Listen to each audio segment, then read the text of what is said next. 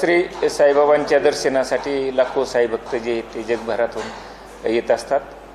बाबांचं दर्शन घेतल्यानंतर बाबांच्या झोळीमध्ये ते भरभरून दान देतात. आज या ठिकाणी आंध्र प्रदेशमधील एक साई भक्त आहेत. त्यांनी जवळपास 788 ग्रॅमचा सोन्याचा अत्यंत आकर्षक असा मुकुट जो आहे तो बाबांच्या चरणी अर्पण केलेला आहे आणि त्याची किंमत जी जवळपास 68 लाख रुपये आहे. या ठिकाणी जे दान दिलं जातं त्या दानाचा अत्यंत चांगल्या रीतीने सदुपयोग होतो.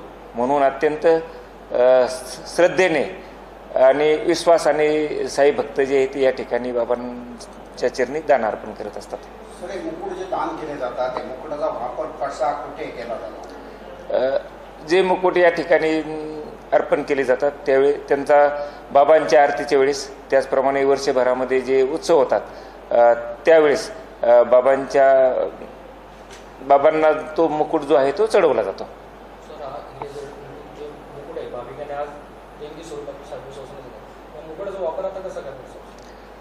आज संध्याकाळची आरती राहील.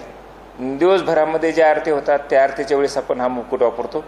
त्याचप्रमाणे जे उत्सव वर्षभरामध्ये होतात त्या वर्षभरामध्ये सुद्धा मुकुट जो आहे तो आपण बाबांना चढवतो. तर नियमितपणे जो आहे तो आरतीसाठी किंवा उत्सवाच्या वेळेस जे आहे हा मुकुट जो आहे तो वापरला जाईल.